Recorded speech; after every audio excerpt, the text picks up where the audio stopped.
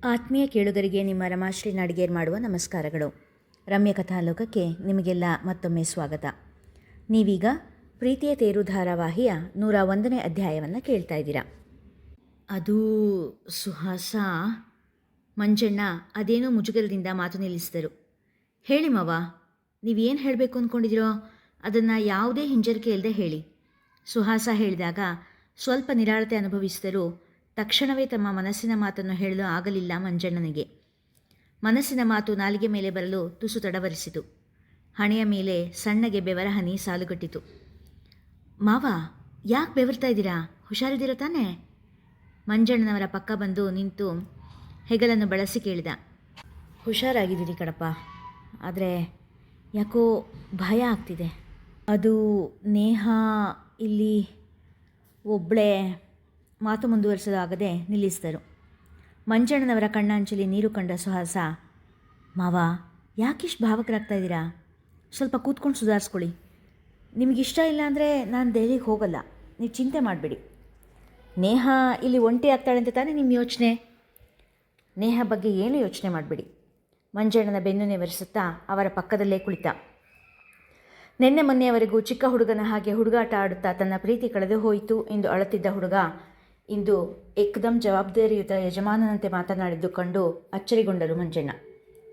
ತಮ್ಮ ಕಣ್ಣು ಒತ್ತಿ ಕಣ್ಣೀರು ಒರೆಸಿಕೊಂಡವರು, ಹಾಗಲ್ಲ ಸುಹಾಸ, ನೀನು ಖಂಡಿತ ದೆಹಲಿಗೆ ಹೋಗು. ಅದಕ್ಕೆ ನನ್ನಡ್ಡಿ ಏನೂ ಇಲ್ಲಪ್ಪ. ಒಂದೇ ಯೋಚನೆ ಅಂದರೆ ಆ ನಟರಾಜ ಮತ್ತೆ ಬಂದುಬಿಟ್ರೆ ಅಂತ ಎಂದರು. ಇಲ್ಲ ಮಾವ, ನಾನು ಕಾಲೇಜಿನ ಆಡಳಿತ ಮಂಡಳಿಗೆ ಅವನ ಬಗ್ಗೆ ದೂರು ಕೊಟ್ಟಿದ್ದೀನಿ. ಆ ದೂರಲ್ಲಿ ನೇಹಾನ್ ಹೆಸರೇನೂ ಬರೆದಿಲ್ಲ. ಮೂಕರ್ಜಿ ಜೊತೆಗೆ ಒಂದಿಷ್ಟು ಅವನ ವಿರುದ್ಧದ ಸಾಕ್ಷಿ ಕಳಿಸಿದ್ದೀನಿ. ಹಾಗಾಗಿ ಅವನನ್ನು ಮತ್ತೆ ಕಾಲೇಜ್ ಕೆಲಸಕ್ಕೆ ತಗೊಳ್ಳೋದಿಲ್ಲ ಎಂದ ವಿಶ್ವಾಸದಿಂದ. ಕಾಲೇಜಿನಿಂದ ಏನೋ ದೂರ ಇರ್ಬೋದು, ಆದರೆ ಯಾರಿಗೂ ಕಾಣದ ಹಾಗೆ ನೇಹಾನ್ ಮೀಟ್ ಮಾಡಿ ಏನಾದರೂ ಅನಾಹುತ ಆದರೆ ಅಂತ ಭಯ ನನಗೆ ಎಂದವರ ಗಂಟಲು ಕಟ್ಟಿತ್ತು. ಸಣ್ಣ ನಿಟ್ಟುಸಿರು ಹೊರಬಂತು. ನೇಹಾನ್ ಮೇಲೆ ನಂಬಿಕೆ ಇಡಿ ಮಾವ ಎಂದಷ್ಟೇ ಹೇಳಿದ. ನೇಹಾಳಿಗೆ ನಟರಾಜನ ಸತ್ಯ ತಿಳಿಸಬೇಕು ಎಂದು ಯೋಚಿಸಿದ ಸುಹಾಸ. ಆದರೆ ಹೇಗೆ ಎಂಬ ಮಾರ್ಗ ಮಾತ್ರ ಹೊಳೆಯಲಿಲ್ಲ. ಅಪ್ಪ, ಇವರು ಸ್ಟೀವ್, ನೀನು ಅಳಿಯ ಆಗೋರು. ವಿಡಿಯೋ ಕಾಲ್ನಲ್ಲೇ ಪರಿಚಯಿಸಿದಳು ಆದ್ಯ. ಶ್ರೀಕಾಂತ್ ಒಮ್ಮೆ ಬೆಚ್ಚಿದರು. ಇದೇನೇ ಆದ್ಯ, ಹೀಗೆ ಶಾಕ್ ಕೊಡ್ತಾ ಇದೆಯಾ? ಅಟ್ಲೀಸ್ಟ್ ಎದುರು ನಿಲ್ಲಿಸಾದರೂ ಹೇಳೋದಲ್ವೇನೆ? ವಾರಿಜ ಅಲವತ್ತುಕೊಂಡರು. ಶ್ರೀಕಾಂತ್, ವಾರಿಜ ಇಬ್ಬರಿಗೂ ಆದ್ಯಳ ಆಯ್ಕೆಯ ಬಗ್ಗೆ ಅನುಮಾನವಿರಲಿಲ್ಲ. ಸ್ಟೀವ್ ಜೊತೆ ಮಾತನಾಡಿದವರಿಗೆ ಹುಡುಗನ ಸ್ವಭಾವ, ಮಾತುಕತೆ ಎಲ್ಲ ಹಿಡಿಸಿತ್ತು. ತಮ್ಮ ಇಬ್ಬರೂ ಮಕ್ಕಳ ಪ್ರಬುದ್ಧ ನಿಲುವಿನ ಬಗ್ಗೆ ನಂಬಿಕೆ ಇದ್ದ ವಾರಿಜ, ಶ್ರೀಕಾಂತ್ ಆದ್ಯ ವಿದೇಶಿ ಹುಡುಗನನ್ನು ಒಪ್ಪಿದ್ದನ್ನು ಕಂಡು ಕೂಡ ನಿರಾಳರಾಗಿಯೇ ಇದ್ದರು. ಆದ್ಯಳ ಆಯ್ಕೆಗೆ ಇಬ್ಬರು ಒಪ್ಪಿಗೆಯ ಮುದ್ರೆ ಒತ್ತಿದ್ದರು. ಆದ್ಯ ರಜೆಯ ಮೇಲೆ ಇಂಡಿಯಾಗೆ ಬಂದಾಗಲೇ ಮದುವೆ ಶಾಸ್ತ್ರ ಮುಗಿಸುವುದು ಎಂದು ಮಾತಾಡಿ ಒಪ್ಪಿದರು. ಆದ್ಯಳೇ ಅದಿತಿ ಹಾಗೂ ಆದಿತ್ಯ ಇಬ್ಬರಿಗೂ ಫೋನ್ ಮಾಡಿ ವಿಷಯ ತಿಳಿಸಿದ್ದಳು. ಈ ಬಾರಿ ಆದಿತ್ಯನ ಜೊತೆ ಮಾತನಾಡುವಾಗ ಆದ್ಯಳ ಮನದಲ್ಲಿ ಯಾವ ಅಳುಕೂ ಇರಲಿಲ್ಲ. ಆದಿತ್ಯನನ್ನು ತನ್ನ ಭಾವನೆಂಬ ಗೌರವದ ಜೊತೆಗೆ ಆತ್ಮೀಯ ಭಾವದೊಂದಿಗೆ ಮಾತನಾಡಿಸಿದಳು. ಅವನ ಮೇಲೆ ಮೂಡಿದ್ದ ಪ್ರೀತಿಯನ್ನು ಸುಂದರ ನೆನಪೆಂಬ ಹೆಸರಿನಲ್ಲಿ ಮನದ ಮೂಲೆಯಲ್ಲಿ ಅಡಗಿಸಿಟ್ಟು ಬಿಟ್ಟಳು.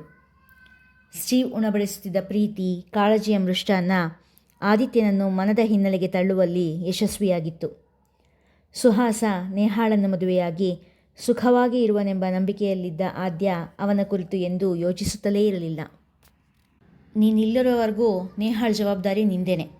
ಬೆಳಿಗ್ಗೆ ಅವಳನ್ನು ಕಾಲೇಜಿಗೆ ಬಿಟ್ಬಾ, ಸಂಜೆ ಕರ್ಕೊಂಡು ಬಾ, ವಾಗೀಶ ಹೇಳಿದಾಗ, ನಾನು ದೆಹಲಿಗೆ ಹೋದ್ಮೇಲೆ ಕೇಳಿದ ಸುಹಾಸ. ಆಗ ನಾನು ಆ ಜವಾಬ್ದಾರಿ ತಗೊಳ್ತೀನಿ.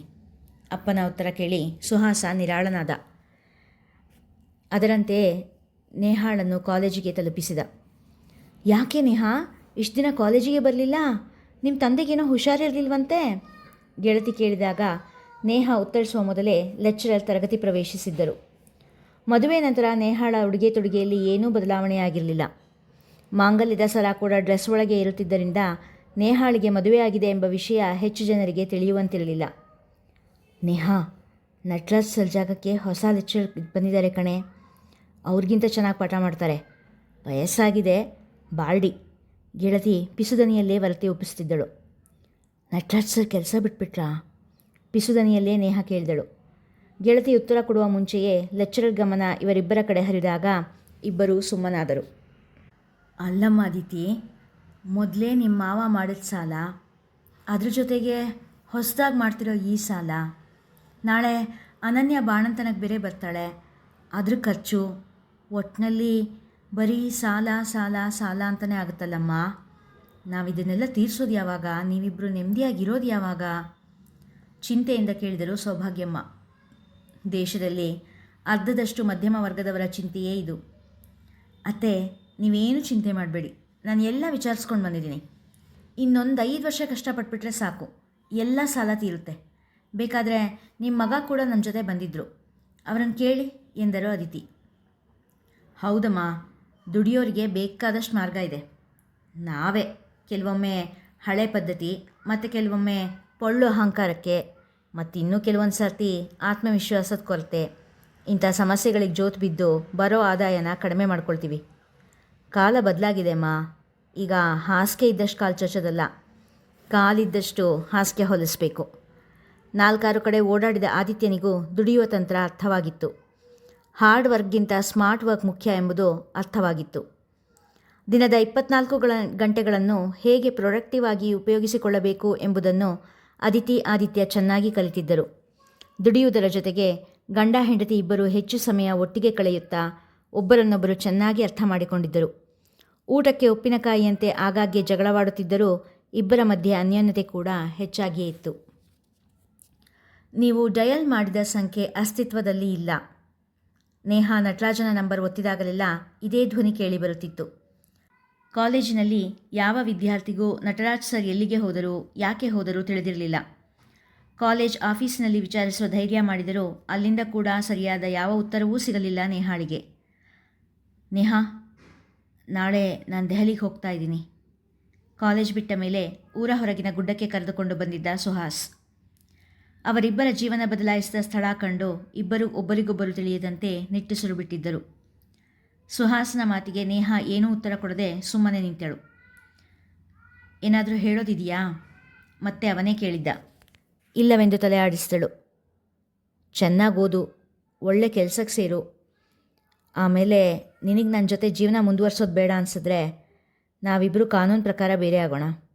ನನ್ನ ಕಡೆಯಿಂದ ನಿನಗೆಲ್ಲ ಸಹಕಾರ ಇರುತ್ತೆ. ಸುಹಾಸ್ ಹೇಳಿದಾಗ ನೇಹಾ ಆ ಮಾತಿಗೂ ಕೂಡ ಏನೂ ಉತ್ತರ ಕೊಡದೆ ಸುಮ್ಮನಿದ್ದಳು. ಸದ್ಯ ನಾಳೆಯಿಂದ ಇವನ ಕಣ್ಗಾವಲಿ ಇರಲ್ಲ. ಇವನು 3 ಹೊತ್ತು ಬೇತಾಳನ ಹಾಗೆ ನನ್ನ ಹಿಂದೆನೇ ಇರ್ತಾನೆ ಅನ್ನೋ ಭಯದಿಂದ ನಟರಾಜ್ ಬಗ್ಗೆ ಏನೂ ವಿಚಾರಿಸೋಕ್ಕಾಗಿರಲಿಲ್ಲ. ಇನ್ನು ಮುಂದಾದರೂ ಪ್ರಯತ್ನ ಪಡಬೇಕು. ನಟರಾಜ್ ಬಗ್ಗೆ ಏನಾದರೂ ವಿಷಯ ತಿಳಿಯುತ್ತಾ ನೋಡಬೇಕು. ನೇಹಾಳ ಆಲೋಚನೆ ಮುಂದುವರಿಯುತ್ತಿತ್ತು. ಇನ್ಮೇಲೆ ಅಪ್ಪಯ್ಯನೇ ನಿನ್ನ ಕಾಲೇಜಿಗೆ ಕರ್ಕೊಂಡು ಹೋಗೋದು ಬಿಡೋದು ಮಾಡ್ತಾರೆ. ಸುಹಾಸ್ ಹೇಳಿದಾಗ ನೇಹಾಳ ಸಿಟ್ಟು ನೆತ್ತಿಗೇರಿತು. ಓಹೋ, ಈ ವ್ಯವಸ್ಥೆ ಬೇರೆ ಮಾಡಿದೀಯಾ? ನಾನು ಈ ನಿನ್ನ ಬಂಧನದಿಂದ ತಪ್ಪಿಸ್ಕೊಂಡು ಹೋಗ್ಬಿಡ್ತೀನಿ ಅಂತ ಭಯನಾ? ಒಮ್ಮೆಲೆ ಸಿಡಿದಳು.